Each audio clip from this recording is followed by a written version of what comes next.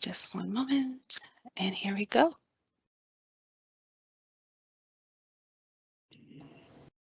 Hello, everybody. My name is John Green. I'm the interim director of the Ray C. Bliss Institute of Applied Politics at the University of Akron. And I would like to welcome you to the third panel at the 2021 State of the Parties Conference. The title of the conference of this panel is The State of the Parties. And we have three very interesting papers that look at some of the broader questions with regard to the party system. This panel is scheduled to last from 2 to 3:45 p.m. Eastern Daylight Time. Before I introduce our panelists and we begin with our presentations, I'd like to cover just a couple of logistical details. Members of the audience may submit questions for one or all of the panelists via the chat function on their screen. We will do questions and answers after all three presentations are completed. It's important to note that many of the papers presented on this panel, as well as other panels at the State of the Parties, have multiple authors.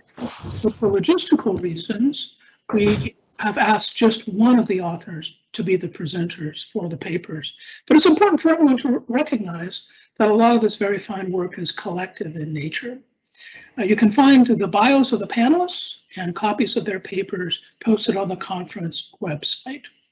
And now turning to our first presenter, he is Morris Fiorina from Stanford University, and his presentation is The 2020 Elections and Beyond, an Era of Unstable Majorities Continue. Professor Fiorina, please proceed. Thank you, John. Everyone hear me? Yes. Okay. I've actually spent the last year and a half studying state emergency powers, totally different projects. So this is a welcome opportunity to go back and think about some of the issues I spent many years before this thinking about. And so let me begin. Okay, some years ago I wrote a little book called Unstable Majorities. I should say, with all the holidays coming up, this would be a very thoughtful gift for all of your friends and relatives, should you be so inclined. The specific reference in the title was to the fact that we are living in the most electorally unstable period in American history, where majorities are just fleeting in election to election, beginning really in 1994 and really accelerating after 2000. Every election is basically, the institutions are up for grabs. And you can see here of 8 possible patterns of control of the presidency, House, and Senate, we had 6 of them in the years 2000, 2016 when I wrote the book. I have to cheat a little on number 3. Basically, we went from 2000 to pattern number 1 to pattern number 3 when Jim Jeffords defected from the Republican Party. The more general question that I was addressing in the book was how politics has changed so much in my lifetime. That this is from the first political science course I took as a freshman at Allegheny College in 1964. And it's the received wisdom at the time that the two parties overlap, Tweedledee and Tweedledum, there's not a dime's worth of difference between the parties, et cetera, et cetera, et cetera. And then not that many decades later, we have a totally different view of the United States in which the parties are bitterly divided, the red states and the blue states, and you're all familiar with the narrative. Yeah, just to recapitulate the argument, assuming many of you have not read the book, the traditional literature said that first past the post electoral systems tend to produce 2 heterogeneous parties, as we had through much of our history. A 2-party competition from Downs and Black and others produces centrist politics, so both parties try to get to the center. What changed over time argued 2 things. First, the parties sorted. I taught a freshman seminar just before COVID hit, and to tell these people, these kids, basically they're kids born 2002, and so that there used to be significant numbers of pro-choice Republicans and pro-life Democrats. Democrats who were opposed to gun control and Republicans who were in favor of gun control. Democrats who opposed strong environmental laws and Republicans who favored them. It simply doesn't fit the world they grew up in, but it's a world we saw develop. The second thing that happened, and I should say my friend Alan Abramowitz and Kyle Sanders called this ideological realignment back in the 80s. Matt Lewandowski and I call it party sorting. It's the same thing. The second thing that changed was that the parties themselves changed. Through much of our history, you were in politics from Jacksonian era to the present, to the 60s or so. You got stuff. People worked for parties because they had government jobs. They had jobs that the parties provided. Or you donated to parties because you got contracts, or you got inside information on what was going to happen.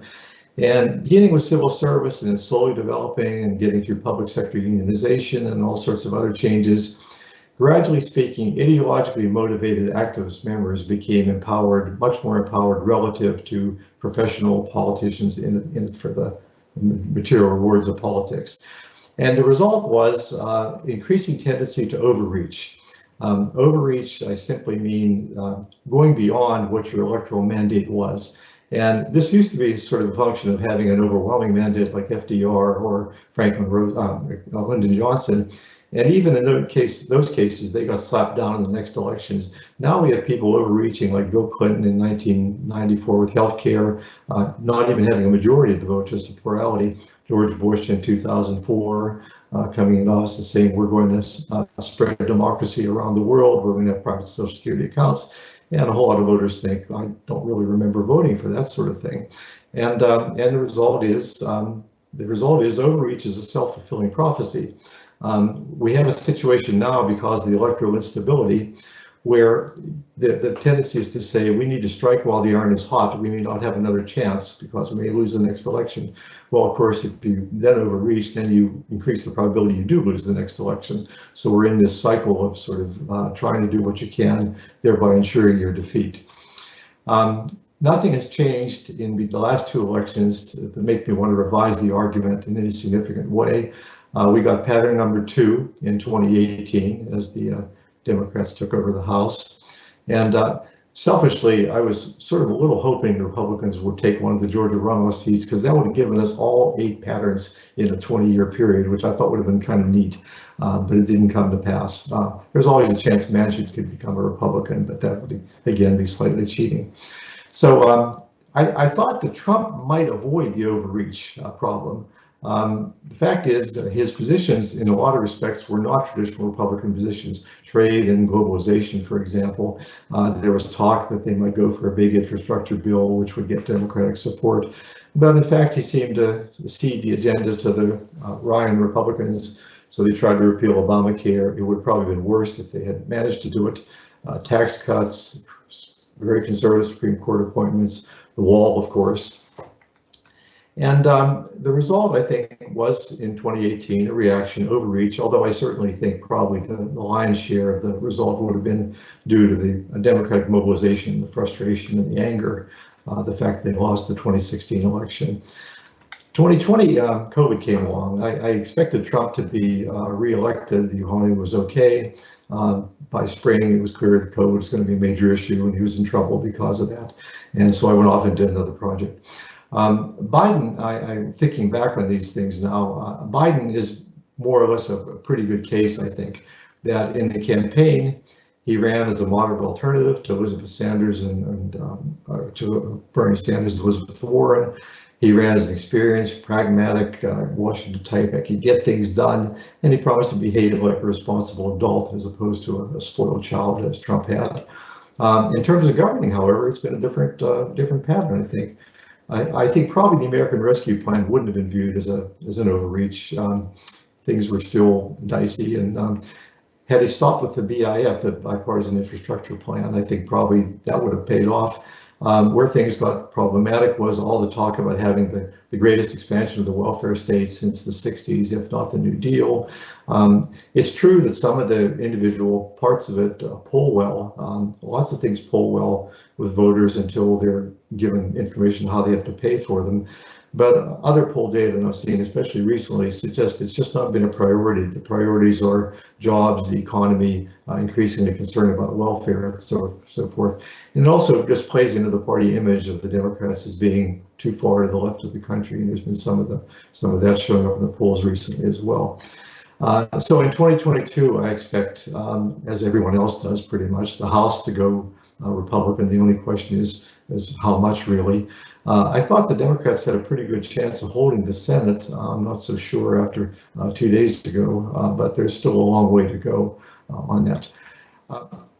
There's an old saying that something that can't go on forever won't.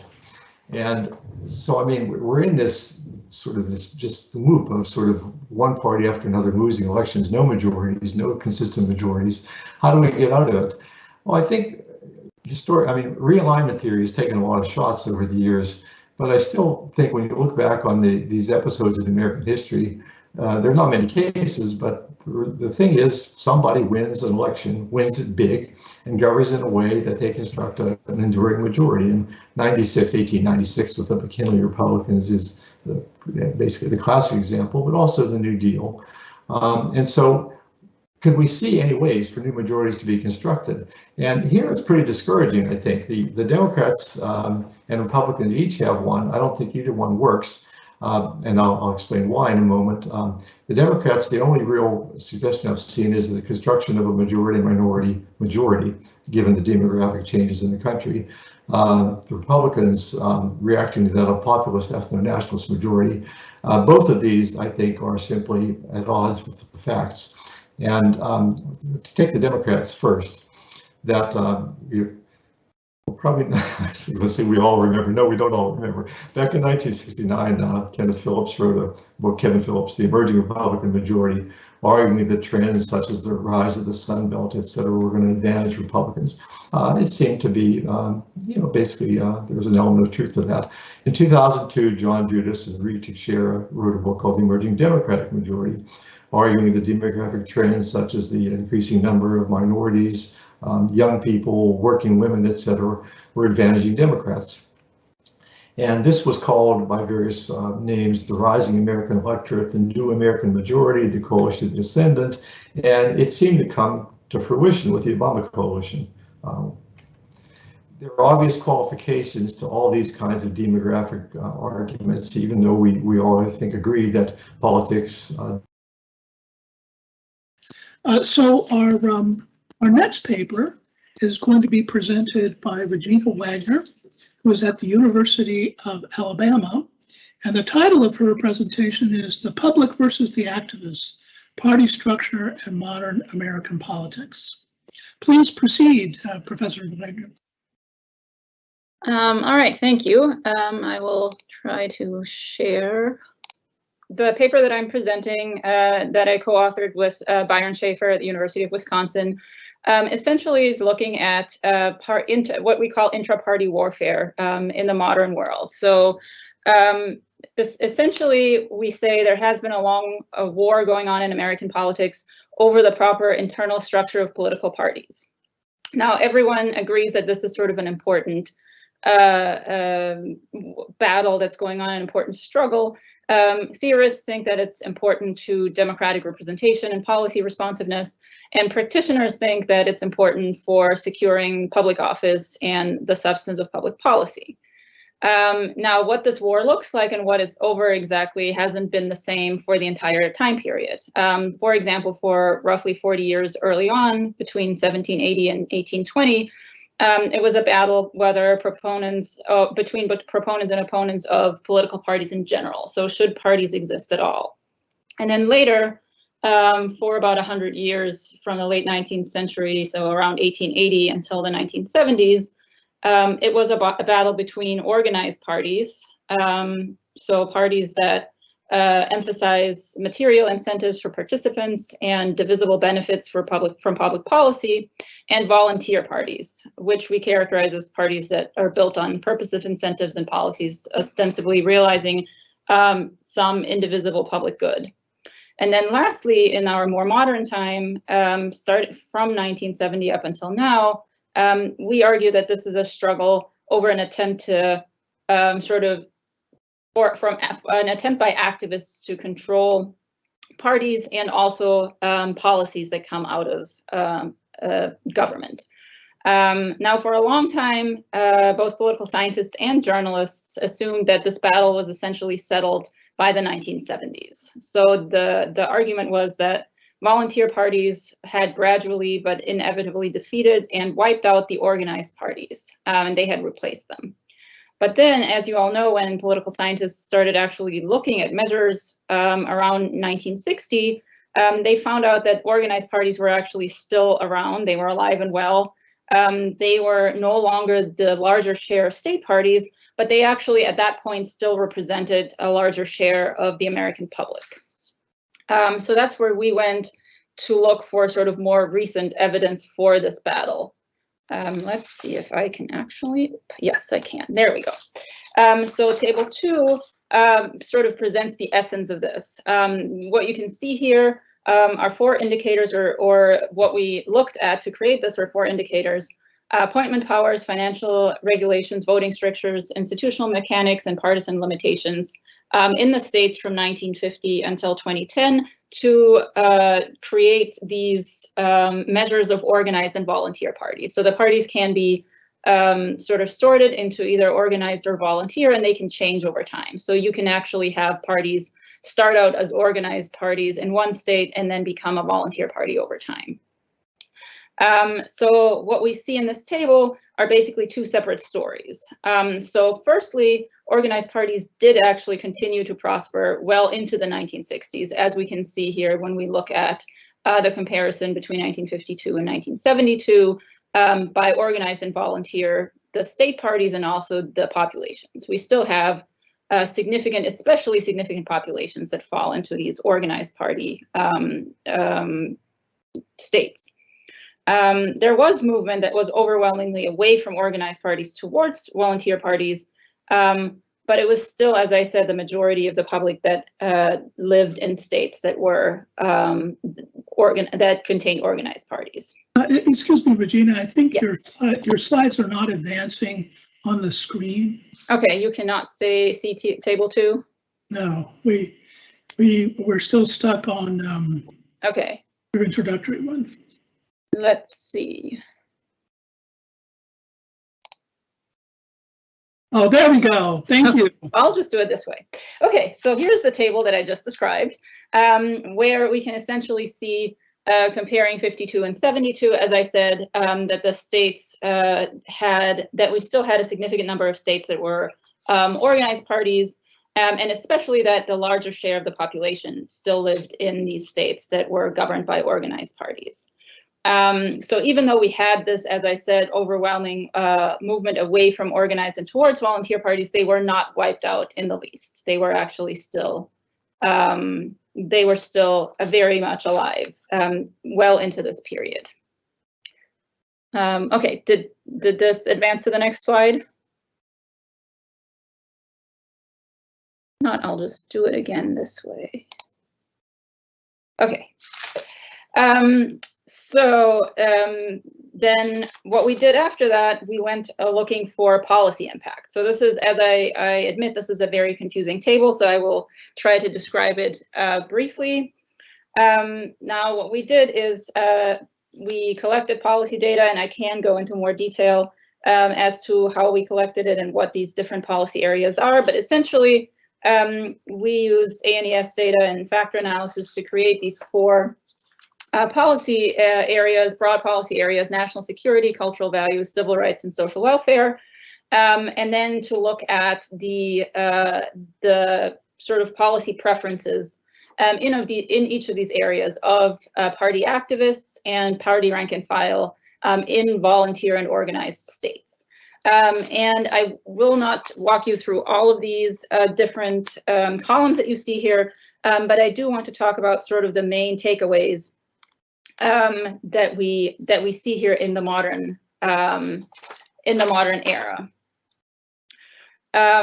So in order to sort of get at this period and this what we describe as a war between activists and the general public, it is visible, or you can see across all of these comparisons, that organized parties do indeed favor the completion of existing programs and harvesting more benefits, and volunteer parties are searching for new issues where they can mobilize new activists. And so, as we can see here across all of these issues, organized parties are less polarized and volunteer parties are reliably more polarized, no matter which comparisons we look at. And so these are just sort of comparisons between activists, comparisons within Democrats between activists and rank and file, the same for Republicans, and then just comparing the gaps between the parties for activists and rank and file. And so we can see that these gaps are bigger always for volunteer parties than they are for organized parties, because reliably the activists are farther away from their rank and file in situations where you have volunteer parties, and than they are in situations where we have organized parties. So we see inside the political parties that these activists are reliably farther from their rank and file voters in volunteer as opposed to organized parties. But the war over the party structure has entered this new era where that characterizes the modern world, where major battles are increasingly between party activists, Democratic and Republican Party activists, and their own rank and file inside both major parties. So these newly empowered volunteer party activists had the same general goal as the organized predecessors that they had, which is to secure the nomination and to elect their favorite individuals, and also to secure public policy that was central to motivating these activists again and to participate. So this new war over party structure doesn't just pit active Democrats against active Republicans, but as we argue, it pits both activists, Democrats and Republicans against their own rank and file, and so to some extent against the public. So there is growing literature about the rising ability of these activists to control nominations by driving out candidates who aren't a part of the activist network, and to sort of seal it off to make it a mechanism that favors activists and favors activist control. I will present you a couple of examples that I think sort of underline and emphasize what we're arguing here. And each of them is offering a little bit of a different twist on this raging war that we've described between the activists and the public when it comes to both party structure as well as policy preferences. So I'll talk you through a couple of examples that we have for sort of recent battles over these nominations. Let's see. So I hope that these slides are showing up now. So this is a Republican. What I'm showing you here is the Republican presidential nomination contest, which was sort of an archetype of what we're talking about here. It provides you with almost dramatic testimony of the temporary power of these encounters. You need to advance your slides. There we go.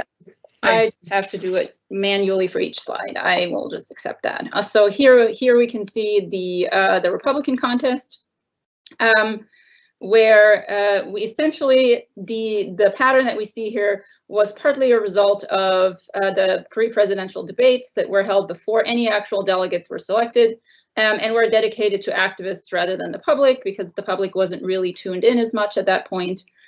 So what we saw here before, and most of this was, as you can see, before any actual voting took place, this produced a sort of a series of bandwagon effects for different candidates, right? So we went through a spike for Congresswoman Michelle Bachmann, and then Texas Governor Rick Perry, Herman Cain, former Speaker Newt Gingrich, Senator Rick Santorum. All of them spiked briefly at certain points in this essentially pre-election period, and then they disappeared. And Mitt Romney, former Governor Mitt Romney, was the alternative to each of them. And so when we finally actually got to elections, it was very quickly, it became obvious that the voting public actually favored Romney and ended up making Romney the nominee. Now, my second example, I will just do this the same way since that seems to work, is the Democrats in 2016. So if we tell the story looking at the Democrats in 2016, what we see here is essentially, again, a story of an activist war that's followed by a voter triumph in a similar but a much more focused fashion. So essentially, we have an early frontrunner on the Democratic side, Secretary of State Hillary Clinton, who had wide advance support in the general public, but the debates ended up being mainly useful for the activist sort of counter candidate that you saw, which was Vermont Senator Bernie Sanders, who was able to close the gap with Clinton because the activists came to recognize him as their candidate and sort of coalesce around Sanders as the contest went along. Then when we got to the actual delegate selection, which is usually sort of the rescue point for the general public, when they are, you know, positioning themselves as enemies of the activists, they were actually fairly decisive early on. So I have a brief table for that. But the contest continued after that, right? And that was in part due to a second institutional arrangement that is fairly popular by activists and in volunteer parties, and that's the caucus. And caucuses have historically and across time, we've seen this again and again, very low turnout, and they have a high percentage of activists that show up. Now, Clinton ended up winning an overwhelming share of state contests of any size, but Sanders did really well and did the best among caucuses with tiny turnouts, which allowed him to actually continue after the contest had been mathematically resolved because he kept winning these contests. He kept winning, and there were these streaks where he kept winning caucuses, several caucuses in a row. And then finally, my last example that we talk about in the paper is 2020. So the 2020 Democrats combine sort of elements of both of these patterns. So we have another example of an institutional voting that favors the activists, and then a sort of intervention or rescue by the voting public that disagreed with the preferred candidates of the party's activist base. So we had a relatively stable frontrunner from the beginning in Vice President Joe Biden. And there was, again, a repeat activist champion. It was Vermont Senator Bernie Sanders again. We had sort of an activist interest boomlet in Senator Elizabeth Warren, some media interest for Kamala Harris, and then a huge number of people who never actually amounted to much. But the debates were marginally helpful for some of them. So Mayor Pete Buttigieg and Minnesota Senator Amy Klobuchar actually benefited from the debates and had sort of a little bit of an uptick after that. But they didn't end up getting a lot of traction. And when we went to the real contest, there was actually a fairly sort of obvious and significant close on Super Tuesday, the day that allocated the most delegates, making this nomination contest with the largest number of announced delegates actually one of the shortest struggles that we saw, because it was over really clearly, but it didn't look like it would be. So that's what was interesting about it, that it actually looked like it might turn out differently before Super Tuesday came around. So then to sort of sum this up, the point that we are getting at with all of this is that the state of American politics generally is widely recognized and summarized as follows. You have two mass parties that are closely balanced, and they're activists that are sharply polarized. And then we have a general public that sits in between those two closely balanced and sharply polarized parties that are more liberal than active Republicans, but more conservative than active Democrats. And so they have, because they're faced with a polarization that they see that is driven by activists within both parties, voters don't really have any trouble making a choice between the two sides, but they're never really happy with the outcome of their choice, because party activists have made it hard for them to be happy with the outcome of the choice. So voters are often driven to correct the most recent result at the earliest opportunity, which we've seen over and over in recent decades. And then lastly, and essential to this world of modern warfare, and this modern incarnation of the long war over party structure, which pits party activists against the voting electorate. When this outcome was still in doubt, supporters of volunteer parties argued that reform would spread policy influence among a broader and more diverse public and would cause more varied policy programs that turned over more rapidly within each party. But instead, what we ended up with is a sharply increased and actually more rigid partisan polarization that is catering to these ideologically more homogenous parties and their activists on both sides who are trying to institutionalize their own control over the volunteer parties. So essentially, the argument for volunteer parties was that we would sort of break it open, take it away from these party elites that were controlling these processes and open it to the public. But essentially, we just replaced the party elites that we had in organized parties with these activist elites in the volunteer parties. And what we ended up with is just sort of more sharply polarized party elites on both sides that are sort of wrestling for control against their respective rank and files. Now we'll turn to our third and final presentation, which is by Joseph Anthony of Oklahoma State University, and is entitled Support for Ranked Choice Voting and Partisanship of Voters, Results from a National Survey Experiment. Professor Anthony, please proceed. Wonderful. John, you're the only person I can see, so can you hear me and see me? Is everything all right? Yes, I can hear you, Okay, and I great. can see your slides. Fantastic. Well, as they say, now for something completely different. I'm happy to present our paper here at the State of the Parties Conference on behalf of my esteemed co-authors, David Kimball, Jackson Tucci, and Jamil Scott, who I think are all, or at least some are out there somewhere. So thanks very much for all of their work on this paper as well. So just very quickly, ranked choice voting is a system that allows voters to rank multiple candidates by preference. It depends on the municipality as to how many candidates and the election as to how many candidates voters can rank, but this is the idea behind ranked choice voting.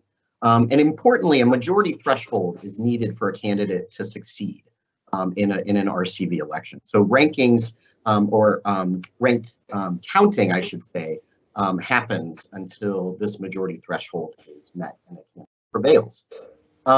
So some studies, though the data are limited because our case studies are so far pretty limited, and the sample is pretty limited as in terms of elections that use ranked choice voting systems rather. But in the data we have, we know that some studies do show that RCV can increase the number and the range of candidates who run for office. So more candidates will run, and then perhaps more ideologically and otherwise demographically diverse candidates will be motivated to run for office in an RCV system compared with a first past the post system. RCV has been adopted by several US cities and at the local level, adopted statewide by Maine in 2018, and then very recently in 2020, Alaska also adopted a statewide system. And as it relates to parties and partisan identification, we've seen this kind of go back and forth. So many US cities have adopted RCV, but cities tend to be homogenous in terms of their political identities. They tend to be more liberal and democratic. In Maine, we saw very sharp partisan divisions across the ranked choice voting debate, where Republicans are more opposed to ranked choice voting and Democrats are more in favor. This was exacerbated in the 2018 election when Bruce Poliquin, or I'm sorry, in the 2020 election when Bruce Poliquin defeated, when Jared Golden, Democratic candidate for the House, defeated longtime incumbent Bruce Poliquin. Poliquin actually prevailed in the first round of votes, and then Golden passed Poliquin in the second round of votes. So this further exacerbated the partisan divisions in Maine. Alaska, though, in the adoption of RCV, we see a more bipartisan coalition of reformers who are advocating for ranked choice voting. So the jury's still out, essentially, on how party identity predicts support, or whether or not party identity predicts support.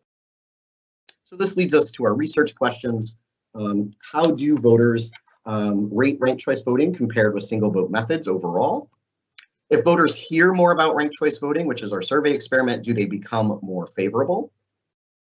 Do voter evaluations of ranked choice voting vary by respondents' race? And similarly, do evaluations vary by partisan identification? We use data from the collaborative multiracial post-election survey. We've got the data on the early release, and it's fresh. We've just gotten these data maybe 6 weeks ago. We have about 15,000 responses, data points to work with. The CMPS is important because they produce large samples of Latino, Black, Asian, and white respondents, samples that may or may not be accurately represented in other national survey samples. This survey was conducted April through August of 2021. It was delayed a bit by pandemic precautions and such as that. We use a within subject design for the survey experiment, meaning survey respondents are asked to do both a plurality task and a ranked choice voting task. Previous studies have randomized whether voters get a plurality or an RCV task, and so we wanted to see if if the same respondent, when doing both tasks, if they had, if we could measure and gauge their preferences after having done both tasks. We randomize whether or not survey respondents get a short or a long description of ranked choice voting. I'll show you that treatment in a moment. And then using a 10-point satisfaction scale, with 1 being the lowest and 10 being the highest, we ask voters to rate each voting method, the plurality and the ranked choice voting. And we show means of those, mean values of those. And then we ask them simply we ask them a series of questions, but one of those questions is, which method do you prefer? Now that you've done the plurality task, which is usually more familiar for folks, and the ranked choice voting task, which do you prefer? And then we have a series of treatments that we offer voters, which I will show you. So here first is the treatment that gives voters a short description or a long description. Again, these are randomized. The short description is a simple explanation of ranked choice voting, how the counting works. And then in the long description, we try to emphasize the fact that RCV produces a majority threshold to see if that has an impact on voter support. And by the way, we do ask voters if they prefer, if they feel that a majority threshold is important in a candidate prevailing in an election, and a majority of our respondents do say that a majority threshold is at least somewhat important, which is interesting for some of our later results, which I'll show you. So here's the second treatment, again randomized, asking a simple question after voters have done the plurality and the RCV task. Now that you've used both of these systems, which way of voting do you prefer? Or a voter would get a diversity treatment, saying studies show that the ranked vote helps elect more women and people of color. Now that you've used both of them, which way of voting do you prefer? And then finally, the voter confusion treatment. Studies show that the ranked vote is confusing for some people. Now that you've used both of them, which way of voting do you prefer? So here are some of our results. So overall, people by and large prefer the single vote, the traditional plurality method of voting to ranked choice voting. This is actually in keeping with many of other studies on this electoral reform. And it really, we think, relates back to something called the status quo bias. People are very familiar with plurality voting. It's what's comfortable to them, and so they might be favoring plurality voting for the sake of ease and comfort and familiarity. And we also note here, though, that white respondents do rank both systems lower than other ethnic groups surveyed in our study. This is preference for the ranked choice voting method versus the single vote voting method across racial groups. By the way, these numbers represent the mean value for response. Or I'm sorry, this is the percentage of in this slide. It's the percentage of respondents who respond that they which method they prefer. Let's see here. Oh, I'm getting my slides mixed up here. This is the diversity message. So whether or not the diversity message makes an impact with voters in their preference for ranked choice voting over plurality, what's interesting is that it actually does work here. So we see across all racial groups except white voters that when told that studies show that ranked choice voting can increase the diversity of the pool of candidates, we actually do see an effect across AAPI, Black, Latino voters, but not as much with not a positive effect across white voters. Okay, so this is the one I was thinking about before. So this is the treatment that measures the confusion, the voter confusion treatment, and we see here that treatment actually only reduces support across one category of voters, and that's Black voters. But other categories of voters, and we can see that the differences are relatively small here, especially compared with the diversity argument, but they are statistically significant, and so they are there. Now here's the data that are fresh off the presses for us. So you can see our regression coefficients in our models here, but I want to focus, of course, this is the state of the parties, so we'll focus here on the partisan effects and support for ranked voting. And so this is our scale is from strong Democrats to strong Republicans. And so we can see here that there is some effect among white voters as they move more in the Republican direction. There's a negative effect, they become less supportive of ranked choice voting. We also observe that the hypothesized relationship that the party will impact support for ranked choice voting more negatively as you become more Republican on our scale. But it's really only it really only pops for two groups, and that's white voters and AAPI voters. For Latino and Black voters, it doesn't really have the hypothesized effect. So partisanship is unrelated then to support among Black and Latino groups. Okay, and I should mention here too, just to talk to some of these other coefficients, gender, sex, and registration status are actually weak and not very consistent predictors of support for ranked choice voting. And we've seen mixed results on this across other studies. So in some ways that is in keeping with our mixed results. Okay, so just to sort of summarize what we found here, and again, we're very open to your feedback. These are initial data and initial analysis, so we'd love feedback for future directions as well. But there really is this sort of firm preference for the single vote method, what we call the status quo bias among all racial groups. Latino, Black, and Asian American respondents rate RCV more favorably overall than white respondents, but still do prefer that single vote method.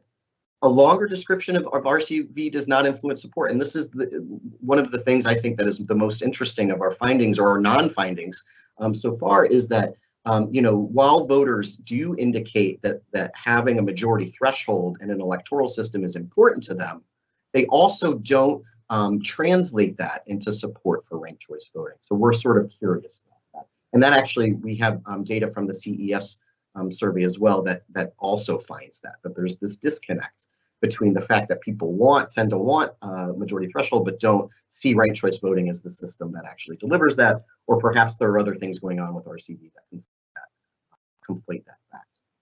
The diversity argument does work. It boosts support for ranked choice voting among Latino, Black, and AAPI respondents, but not white respondents. And then finally, partisanship is an inconsistent predictor of support for voting rules across racial groups and sort of generally. So we'll just, I think, have to see how this plays out as more localities and states adopt this reform. And then further studies have shown that sustained voter education efforts, things like voter guides, sample ballots being mailed to voters in advance of the election actually make an enormous difference. And whether or not people understand the ranked choice voting system, which also leads to their correlates with their support for the ranked choice voting system. Okay, I think that's all I have. Well, thank you very much, Professor Anthony, for a very interesting study of a new and highly debated attempt to reform elections. We do have some questions from the audience that I'd like to pose to all of the members of the panel, but there was one question, Professor Anthony, directed towards you in your paper, and that is asking if you would speculate as to why, maybe you can do more than speculate, but why there is such a weak partisan impact on your findings, given the high degree of partisan polarization that we have on so many issues across the country. Well, this is purely speculative. So starting with that disclaimer, there's an emergent set of scholars and a set of studies around ranked choice voting. But as I mentioned, the data are still very limited because we just don't have those kinds of systems. They're not the preferred system in the United States. Now, if we were studying Australia, we would be rife with data, right? But in the United States, it just hasn't taken the same hold.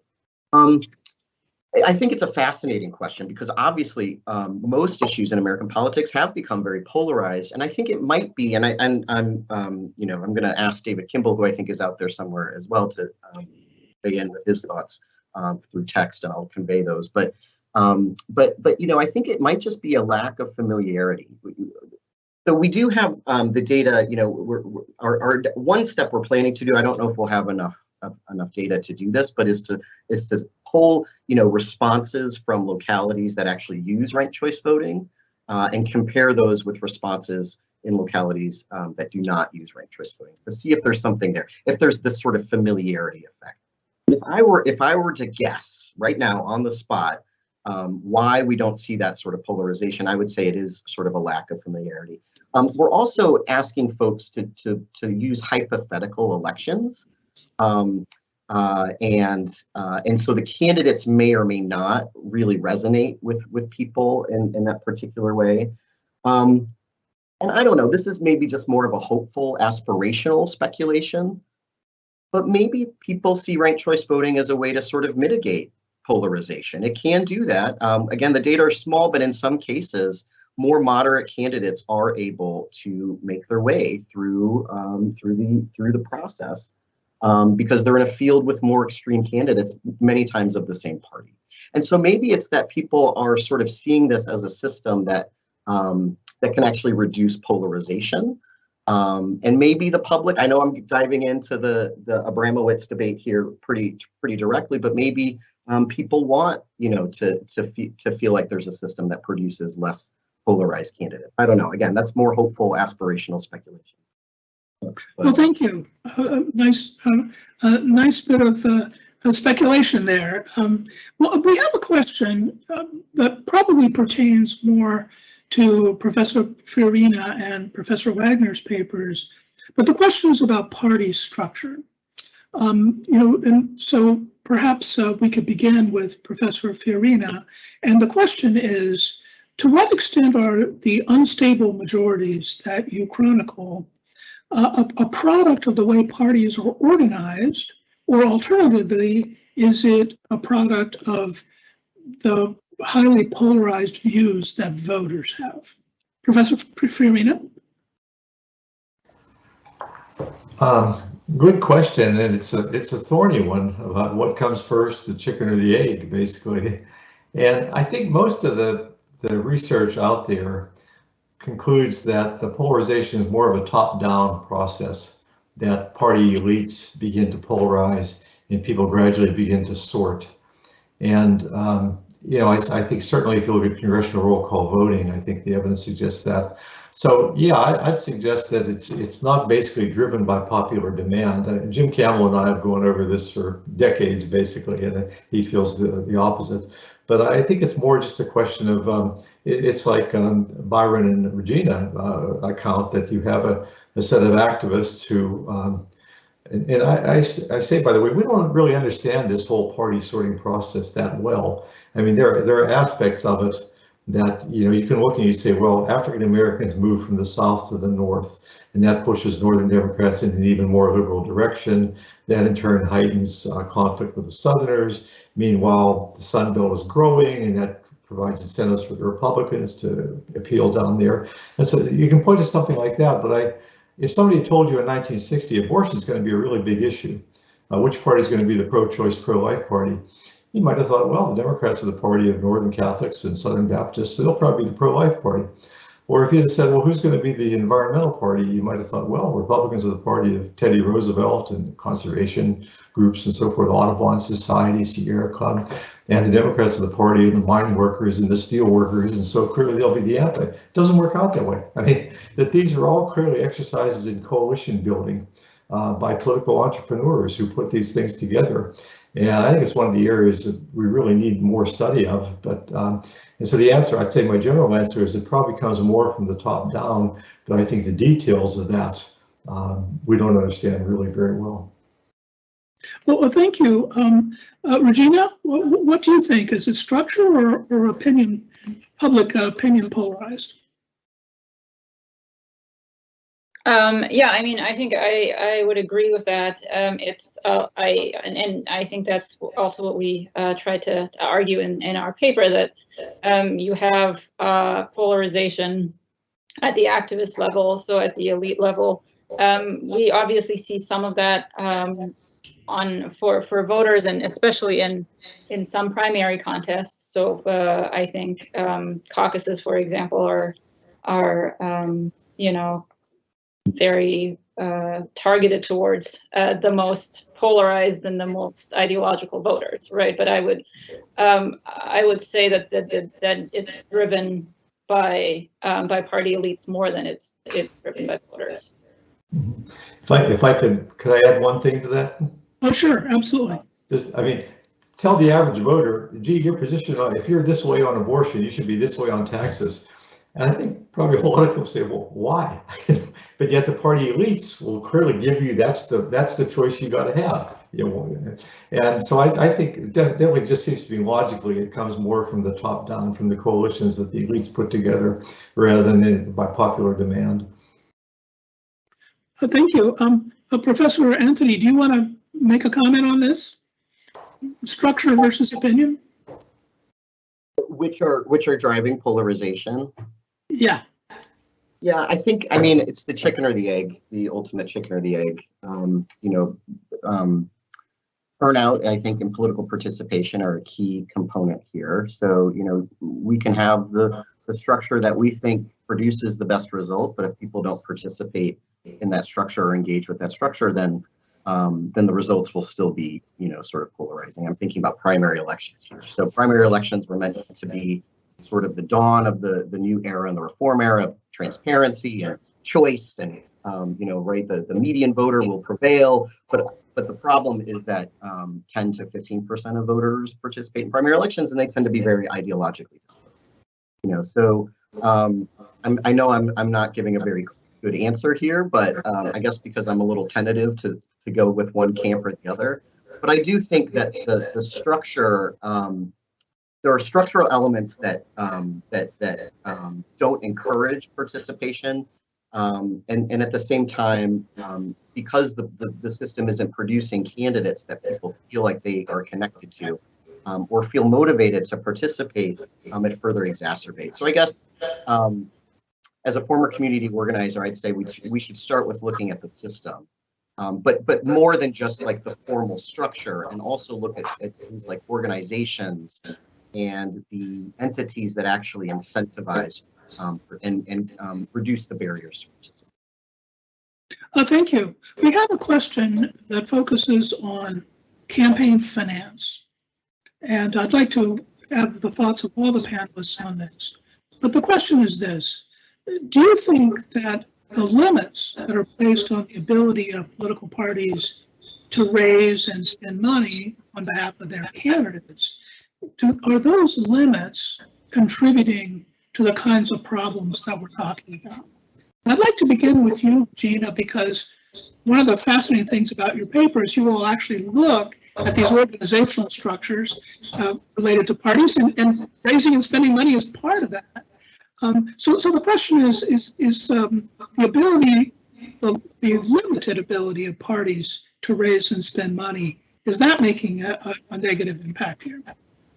Yeah, and I mean, we did, in fact, fundraising and ability to raise funds, and then also requirements to disclose fundraising was something that factored into the organized and volunteer measures that we created, just because it actually is, and our argument would be that you're taking something away from parties. You're taking some sort of power away from the organized party structure if you're limiting these abilities so severely, and then you are in a way you're giving an extra avenue of influence to outside activist groups, right, that can raise money, that can get people to donate, that can sort of fill in that void. So I would say, I mean, we can have a debate about whether, do we want parties to have greater fundraising abilities?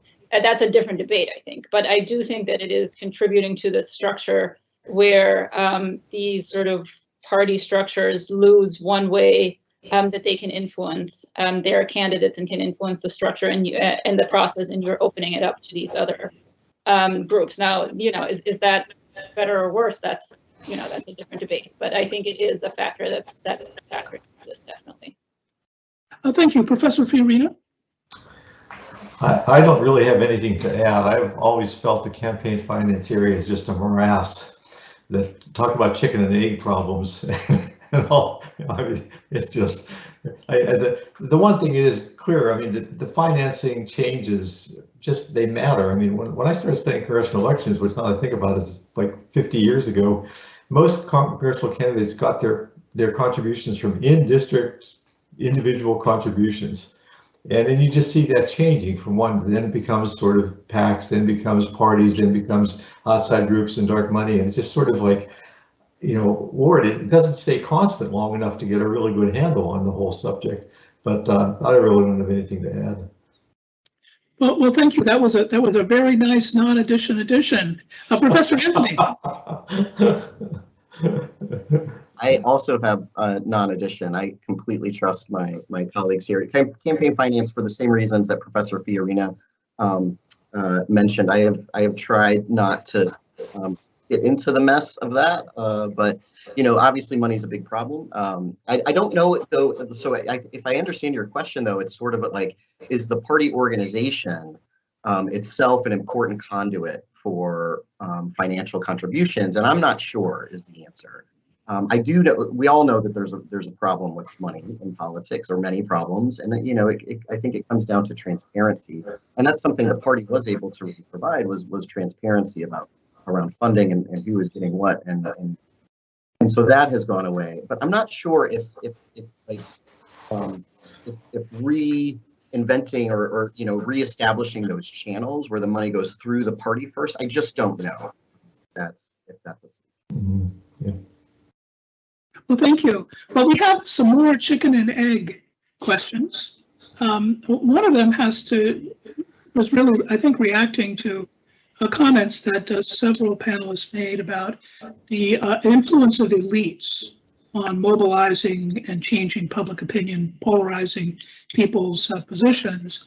And so you could think of this as a sort of an alternative hypothesis. And the question is this: while elites are important, isn't it also the case that rank and file members of social and political interest groups push elites to take their favorite positions? Regina, would you like to take a shot at that one?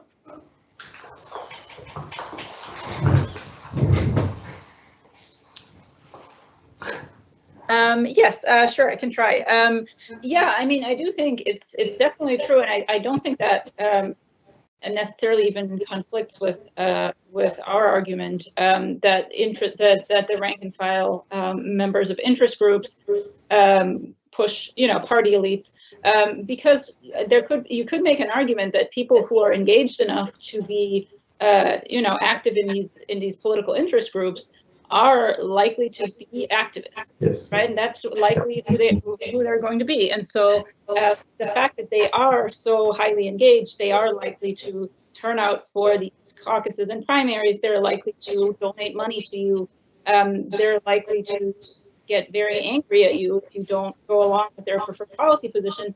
That's definitely, I think, is going to be driving that. I would just argue that those are not necessarily representative of the broad public, right? They're more representative of this broad activist population. Professor Fiorina? I think Regina hit the nail on the head.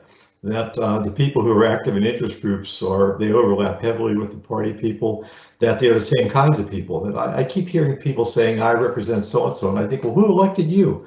You know, I mean, it's just, we know already that the interest group leaders are not representative of their rank and file, their potential rank and file in many cases. So, I mean, we're all talking about part of the same syndrome here, I think. Thank you. Professor Anthony, do you have a comment? Just sort of quickly, I think it depends, and I fully agree with Regina and Morris's takeaways there. And I think they, you know, in some ways the activists maybe could be considered elites. In some ways they're sort of that involved, even if they're not in a formal position.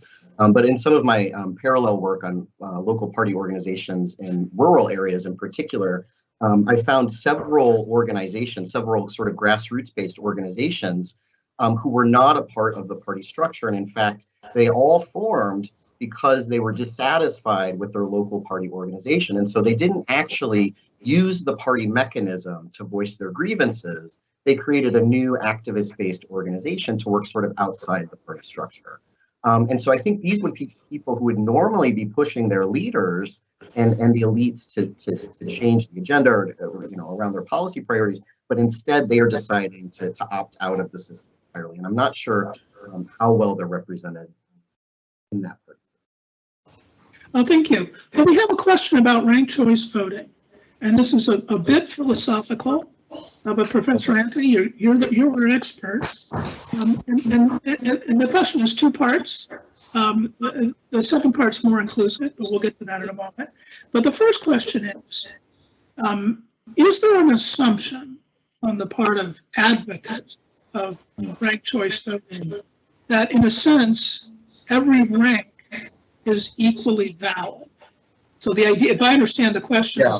Your first choice is just as valid as your second choice. And the presenter, the questioner goes on to argue that, first, second, third are by their nature ordinal measures, not scalar measures. So in any event, so how would you respond to that question? Yeah, that's sort of an ongoing debate in the field, and certainly, I'm a researcher, not an advocate, at least in this role.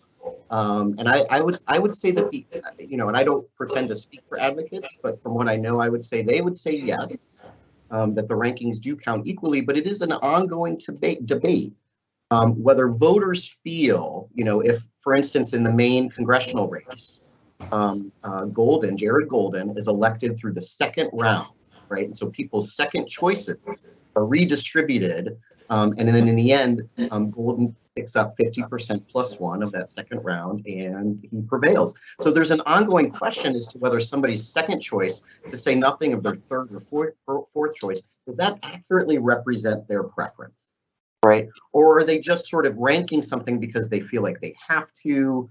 And there's all kinds of ways to try to think about this. There's lots of drop off in ranked choice voting. Not everybody, right? Is that confusion? Is that choice? We don't know. But it's an ongoing question. I don't have a solid answer for that. I think the advocates would say, yes, the rankings count equally. But I think the jury is still out as to whether voters feel what they really feel is an accurate reflection of their preference. And we haven't quite gotten the data we need or the sample size we need to really assess. Well, turning to question. Yeah, thank you. I thought so. But turning to the second part of the question, I hate to put you on the spot, but the questioner would like to know, understanding that you are not an advocate, you're a scholar, how do you feel about ranked choice voting? And they also would like to hear from our other two panelists on that issue. Well, I'll try and buy y'all some time. So I get questions like that from my students all the time, and I never answer because I don't want them to think that I'm biased, even though we all are in our own ways, of course. I like any system, and this is punting a bit, but I like any system that encourages candidates to file and then encourages people to participate. So far, we have seen the first in ranked choice voting, again, limited. But we do see more candidates run, and we see more sort of outside the traditional party candidates run. We see an ideological spectrum. I think that's only beneficial to voters, provided they can retain the information. They can make these sort of informed choices in a broader field. All these questions. So I like ranked choice voting. I think it's a neat system. There are these sort of short-term effects. People might be more confused by the system. They might be less favorable. But if Australia is any indication, and cities like Minneapolis that have been using the system for decades, people can often overcome that confusion. They become more familiar, and they become more supportive of the system. I will say that the people in those cities really like their system. They really like ranked choice voting. I haven't used it personally. So I don't know, actually. I think I like it, but if I were in a system that actually used it, would I feel some of these things that other voters are feeling? I'm not sure. But initially, I like the system. How's that? Does that give you all enough? Very good answer. Professor Fiorino, what do you think of ranked choice voting? I recently wrote a review essay of Lee Druckmann's new book, Breaking the Two-Party Doom Loop. And I think it's probably already posted on Political Science Quarterly's website. It'll be out later this year. But Lee thinks ranked choice voting is basically the solution to all of our current problems, the toxic partisanship, etc.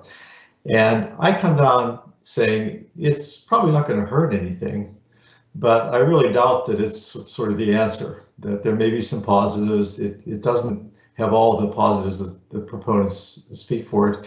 But as I get older, I less and less think about structural or institutional solutions to problems. That you look around the world at the problems ranked choice voting is supposed to solve in the US, and you see they're everywhere. Doesn't matter, presidential, parliamentary, strong legislature, no legislature, courts, ranked choice voting, or so single, they're everywhere. So I think basically, I think there's more sociology at work here than there is, and institutions can have some impact at the edges. But anybody who just says that's the solution to our problem, or this, whatever, ranked choice voting or anything else, is probably going to be disappointed in the end. Thank you. Regina? Professor Wagner? Yeah, I think I agree with that. I don't think it's a negative. I think it's possible that voters find it confusing. You could remedy that by explaining it to them. I know there were some, when New York City used it for its primary, some voters seem to think that if they only pick one candidate, then their vote counts more than if they pick more. So these kinds of things, but I think you can remedy that but it is slightly more confusing, I think, but that's not necessarily a huge hurdle. I also wouldn't think it's going to change a lot. And I think people feel about ranked choice voting the same way they think about, oh, we should have more parties. That will change things. But if you look at countries that have more parties, it's not that they don't have very similar problems. So I think I would agree that people they see something they don't like and they hope that this one thing is going to fix it. And I don't think that's likely. But I also don't think this is going to make things worse. So. Well, thank you. We have a question about leadership. And one of our audience members was really interested in Professor Fiorina's point about overreach and wonders if the antidote to overreach isn't leadership. And the idea, the questioner goes on to explain, is if we have leaders that are willing to, really do the difficult things of, not just responding to their party's base and so forth. So, Professor Fiorina, what do you think? Can the right kind of leadership solve the problem of unstable majorities? Yeah, I think in the short term. If you look at, as I mentioned, that in the past when we've had crisis periods, that somebody has managed to win and to govern in a way the population approved. With McKinley's Republicans, they basically governed from '96 to the crash, the economic crash, with the exception of Woodrow Wilson, the split in the dominant party, and again Franklin Roosevelt. So yeah, I agree. I think the problem we're facing today, as I say, is we have two. I don't know exactly how to phrase this. Yeah, I'm not picking on the Democrats, because I think George Bush did the same thing in 2004. But you have an election. It's trying to act without a mandate. That I see Democrats say, we got elected to do this, and my thought is, no, you got elected because you weren't Donald Trump. That there wasn't really a mandate there. There was a mandate to sort of, we are sick of the kind of stuff we've been seeing in the last several years. We want sort of a normal adult-led government. And we're not looking for the biggest expansion of the welfare state since the New Deal or in the 1960s. And so it's the mistake. If you think leadership is sort of trying to good leadership is sort of sensing an opportunity and sensing the best way to take advantage of it, not sort of trying to convince the electorate of something they don't want to do. It's a bad question, a bad answer, but it's a really tough question. Thank you. Professor Anthony, what do you think about leadership and these problems? This actually gives me a chance to double back on my first answer on ranked choice voting and why maybe polarization is less, because I think it's sort of related. So in Maine, you know, we see this huge divide between Democrats and Republicans, and a lot of that was elite-led, dialogue. Largely, the ballot initiative that produced ranked choice voting in Maine was largely a referendum on Governor Paul LePage, who had won previous elections with 30 the vote. And so people wanted a different system that would produce a majority winner. And a lot of that, though, you know, how people felt about ranked choice voting in that context, a lot of that messaging did come from elite. I think maybe that's one reason we haven't seen the polarization on ranked choice voting, because people, you know, outside of Maine really haven't had this, had these messages consistently from elites. I mean, I think it's critical.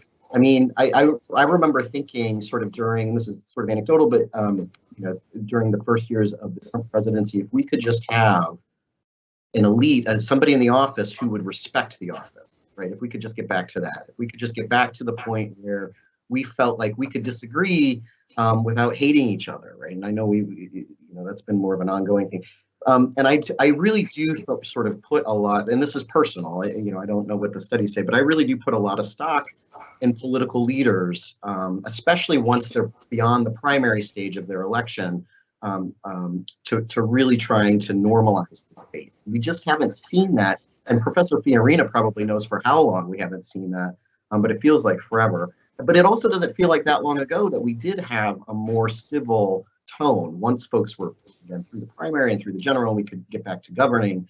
I don't know exactly how we lost that, but I do know that there is some responsibility to be held by our leaders. I don't know how much, what percentage, and what percentage of the responsibility falls on us as citizens for electing them in the first place. But I do feel like there needs to be that change in tenor overall, in helping us figure out our relationships with each other and ensuring that our positions aren't effectively polarized. Thank you. Professor Wagner? Yeah, so I mean, I will bring this back to my favorite topic, and I think that part of the fault, again, I would put on activists, right? So we're saying, like, why are leaders doing this? Why are they becoming more polarized? They're responding to these very loud parts of their base that's louder than the rest of the voting public, right? And so we can see this if we look at Supreme Court nominations, right? They've become extremely polarized, and that's because you have activists, very active activist groups on both sides that have made them, that are essentially threatening to punish you if you don't take the appropriate position. Now, I do think that Joe Biden could have gone a different way, and I'm actually somewhat surprised that he didn't, because he ran a primary where he said, I'm actually not the candidate of the activist base, right? And he essentially was very much opposed by a lot of Democratic activist groups who thought he was going to be, you know, governing in the center and all these kinds of things that he said in the primary.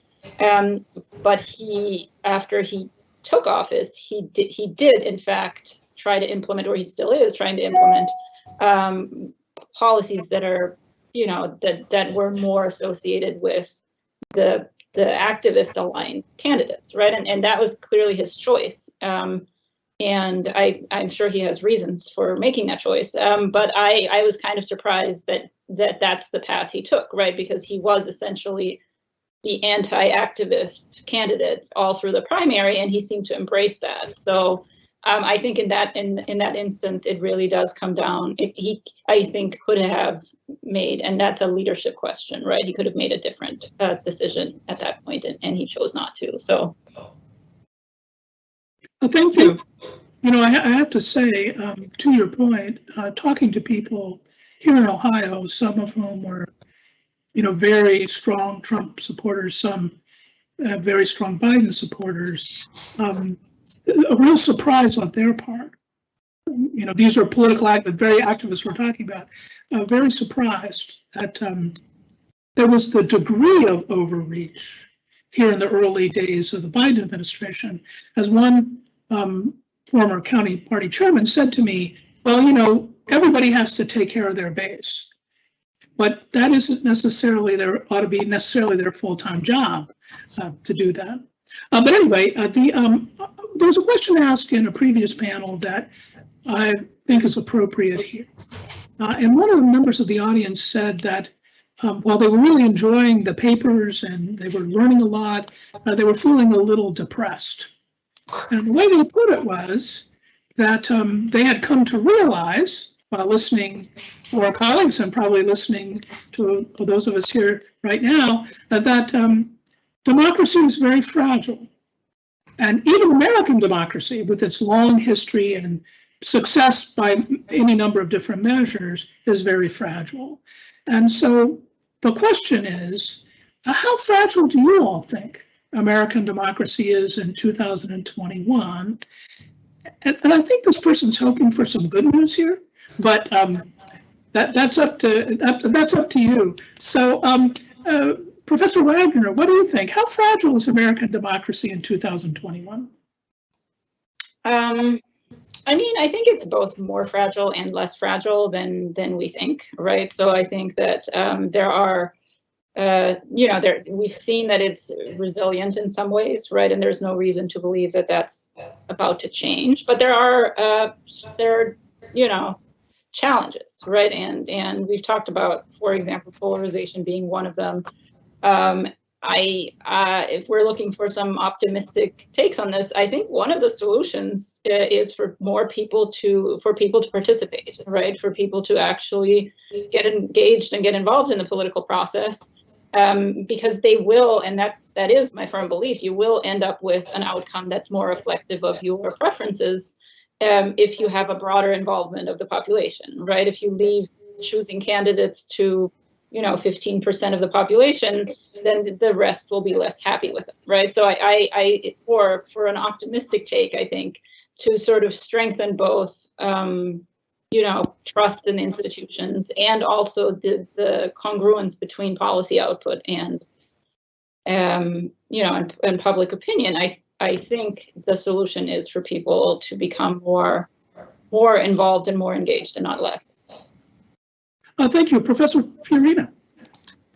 Well, I'll start with the bad news. That is, I am a congenital optimist, and so so the fact that I'm pessimistic now, but no, let me get to a note of hope that I don't think American democracy is in nearly as much danger as a lot of people do today. And I've actually talked about this with some other people of my generation. A lot of the people who are really concerned today never lived through the 60s. That if you lived through the 60s, just today, even the insurrection seems like pretty small potatoes. I mean, Google race riots and see how many people in the 60s, how many people were killed, and let alone how many thousands were injured. The Marines had machine gun nests on Capitol Hill steps in the Washington race riots of the 1960s. Nixon was going to cancel the election. We had just the sort of like there was a period of years there when the country really did seem like it was coming apart. And you go back to the 20s, you go back to the Veterans March, you go back to the labor problems in the United States, the Battle of Blair Mountain, West Virginia. I think the miners fought the National Guard for 3 or 4 days in a row with rifles. I mean that, and the violence is endemic in America. I mean, much more serious than anything we've seen in recent decades, and we've come through it. We sort of managed to get through it, and I think the idea that you can govern a large, complex society where people have vastly different views on interests and values and so forth, and not do it and do it in somehow a very peaceful, kumbaya way, it's just a pipe dream. And so, I mean, I think that this is a below average patch we're going through, and we can never see how it's going to end, as they say, but nevertheless, I'm optimistic that it will, and we will come through this. Thank you, Professor Anthony. Well, first, let me say how much I appreciate those words, Professor Fiorina. As somebody who has not lived through the 60s, that really raises my hope meter quite a bit personally, so appreciate that. I don't want to speculate on how fragile, and I totally defer to Professor Fiorina on that.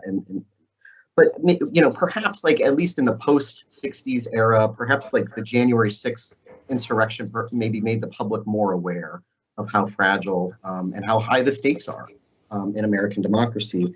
And I fully agree with Professor Wagner on the participation point. I think The fragility of the democracy in some ways depends on how we respond to these enormous problems. And if we give up, right, and I'm talking individually or systemically, if we just sort of give up and give in to these problems, then they will absolutely overtake us. But if we respond with ways that incentivize participation and incentivize engagement, then we will be better for it, right? The problems can make us stronger, or they can make us more fragile. The response is really key. And this is something I just feel like we have to keep tinkering with democracy. That's the way democracy works. We have to keep working at it. We have to keep fixing it. And so, things like ranked choice voting, they're not a panacea. In fact, I would prefer personally to see not one single way of voting in the United States. That's not who we are, right? To have a multitude of systems that really represent what the voters want in those jurisdictions. I think that's the way to keep democracy healthy. Keep innovating, tinkering, keep trying to fix these problems, and maybe not necessarily always in this federal way, in a national way, or in as Professor Fiorina said, we're never always all going to agree on something. And so how do we make sure that the process of engagement is healthy? And how do we make sure that we've got people who are thinking about these problems and continuing to try to fix them in multitude of ways? So, the electoral systems are a part of that. Party organizations are a part of that. And accurate representation that is a product of both of those things is a part of that. So there's really not one panacea, but we do have to keep working on it. And I think that's what sort of contributes to the health of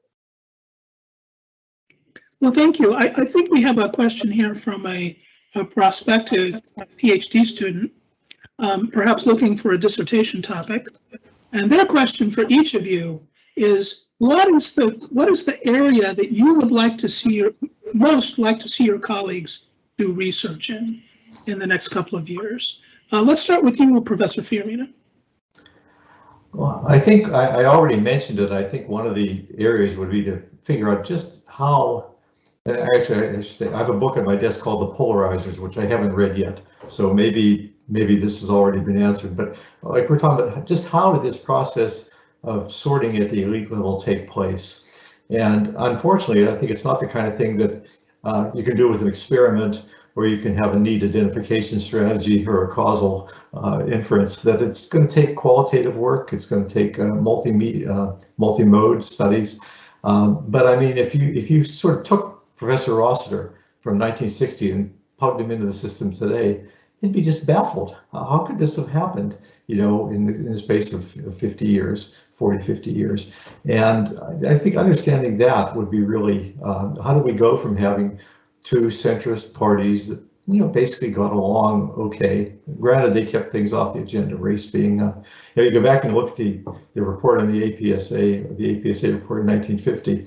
And they're really basically only concerned with economics, because you can compromise economics. Foreign affairs, everybody's in line with foreign affairs, both parties, and they don't mention race. And obviously, sort of expanding the agenda. And by the way, that hasn't come up. But in terms of one of the things that gave rise, I think, to more polarization was simply expanding the agenda. Things that used to be local became national.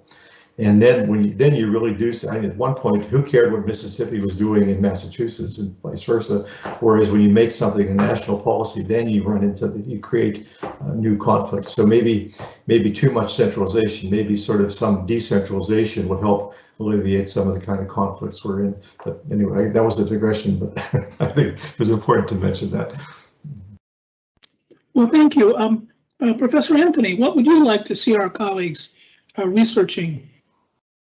Well, this is a little bit selfish because this is something I'd like to research, but the more the merrier. So, I think there's a sort of, and this is a desire on my part, to look at the universe of organizations and actors that are influencing the electoral landscape outside of party organizations, either in collaboration and cooperation with party organizations, or working sort of, in a para-party way. And one of the specific indicators that I'm interested in looking at is candidate recruitment. So this used to be sort of the primary function of political parties at all levels, at the local level, the state level, the national level, But at least in some of the research I've been doing in rural parties are not recruiting candidates. So who is, right? Who's recruiting these candidates that are running, particularly at the state legislative level, and particularly in places that aren't battleground states? Are candidates self-selecting? Are there organizations that are reaching out to them? What does that process really look like outside of an organized and formal traditional party? Professor Wagner, what would you like to see our colleagues studying? Well, I think candidate emergence is actually really interesting and really important. So that's on my list too of things that and there are all these new organizations that have sprung up to do candidate training and candidate recruitment, right? And I think that's highly fascinating. But in addition, I think what's also what I'm really interested in, what I think is really important, is sort of both the intermediary function of parties and the representational function, right? And so sort of how well, and this goes back to this, argument that I made about, are we responding to activists, or are we responding to rank and file, are we responding to broader voters, right? So, who are these appeals for, and who's responding to them, right? And I think that's a really interesting question. And we could go, and that has changed, right? And I would say part of the reason that's changed is because we've moved from those organized to the volunteer model. But it would be interesting to from my perspective, to just look at that in a more sort of structured and organized and patterned fashion, right? What who are the representational appeals going to, right? And which groups of voters or activists are responding to them. Thank you. We do have a question about technology. And the question's rather long, so I'm going to have to edit it to make it so that I can read it. And what the question is really about is, in your all's opinion, what impact has communication technology had on these problems that we're discussing? And it's a pretty sophisticated question. It's partly about the internet and social media. It's partly about what's happened to news organizations, given a technological change. And it's also about, the change in jobs and income. And this person sees technology, if I could paraphrase, as a bit of an autonomous force. So, Professor Wagner, what do you think? What is modern communication technology having a big impact on these issues that we're talking about? Yes, I think it has, and I think partly, and I think that might combine both social media and the internet and the traditional media environments. The fact that it's become easier for partisans to sort into information environments that only give them the information that they already sort of agree with, right? That's become much easier.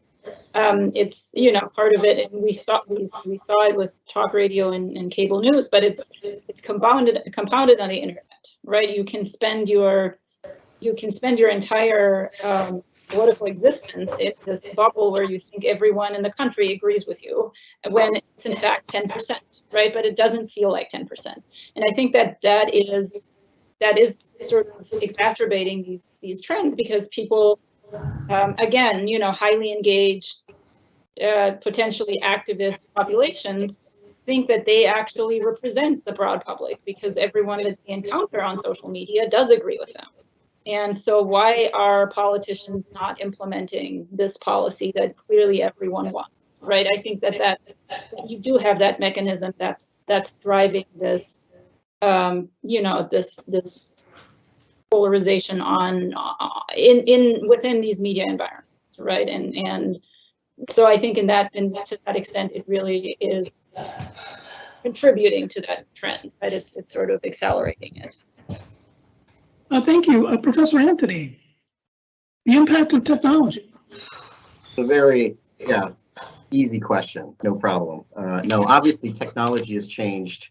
And I say this often to my intro students, technology is probably the thing that has changed the most, that has impacted American politics over time. There's so many factors, I think overall, it's changed both how we deliver news and how we receive news. So anyone can create news now. You can just put up a blog post and that's news, right? And then the person, receiving that information, how do you tell, especially before the green check marks on Facebook, how do you tell if that's an actual news story or not, right? It can be very, very difficult, especially when, a disinformation operative is really trying to make it look real. It can be very deceiving, right? And so this changes everything because almost everything in politics revolves around our abilities to receive accurate information and then to align that information with our preference in public arenas. But if we don't have good information, we can't trust the information we're receiving. We can't pick out what information is factual or not. If we even argue over what facts are, then that dramatically changes. And all of that's related to increasing technology or proliferation of news sources. And then it fundamentally changes American politics. I talk to freshmen and sophomores all the time who don't know that they're in an algorithmic news cycle. They have no idea that they're being targeted, that the news is choosing them, that they're not choosing the news. They have no idea that YouTube is not a credible source of information, right? Or it can be, but you have to sort of really try to get an opposing point. So they don't know how active they need to be in seeking news. And I don't know that we know how to tell them that because this is a new phenomenon. Back in the 50s and 60s and into the 70s even, we had three major news networks, three major television news networks, and we all got the information, from the same places, and there was far less discussion about whether those facts were facts than there are now. So I think it's changed everything. It's also changed, and there's so many studies on this. It changes what we look for in candidates. Since 1960 and the Kennedy-Nixon debate, now what we look for is somebody who's like a celebrity, somebody who's a Kardashian, who looks good on television, somebody who can entertain us, right? It's very different than the sorts of criteria that voters use to assess candidates. Thank you, Professor Fiorina. Okay, that was interesting. I'm sort of a skeptic when it comes to the importance of technology, but just in response to what Joseph just said, notice you mentioned television. So we're not talking about social media, internet, or anything. Where the television was what changed our looking for celebrity candidates. I have spent a lot of time in the last year reading these communication studies, and there's tremendous studies of social media out there by big teams of people, computer scientists, and they keep going to lower and lower levels. First, they look at the New York Times, the URL level, and then they go to the story level. And basically, the story is encouraging that the number of people who are engaged, who are involved in information bubbles or ideological silos is really tiny. I sometimes think the only ones are journalists, basically. And I read a fascinating Dutch study just about 2 weeks ago. The European countries get way more research support from their governments than we could ever dream of. And they did this huge panel study with thousands and thousands of people on social media. I think it was all Facebook, where to get around the chicken and egg problem, does social media polarize people. And so they had a whole series of waves where they looked at people's changes in their polarization and the changes in the social media habits. And they concluded that there wasn't much effect either way, but to the extent there was an effect, it was polarization was driving media use rather than vice versa. That it's like, think of it this way, there's a certain set of people wake up in the morning kind of quivering and shaking, and until they go read their red meat column, get their fix, they sort of can't behave normally. So it wasn't that the columns were making them more polarized, it was the opposite. And so basically everything I see says that I think it's a problem that, unfortunately, like I say, like Regina says, probably all their staff is on Twitter, and probably all, probably all the Republican staffers and pros are on one set of media. And so again, it's just another thing that separates the elites from ordinary people who basically just pay almost no attention to any of this stuff. Well, thank you. This has been a wonderful, just a wonderful panel. I want to take an opportunity to thank our panelists, not only for being with us, but for their forbearance with some of the glitches we have in technology from time to time. I also want to thank the audience and apologize for some of the difficulties we have. So, but unfortunately, it is my sad task to bring this interesting panel to a conclusion. Our next panel for the State of the Parties will begin at 4 p.m. Eastern Daylight Time. So thank you very much for being with us.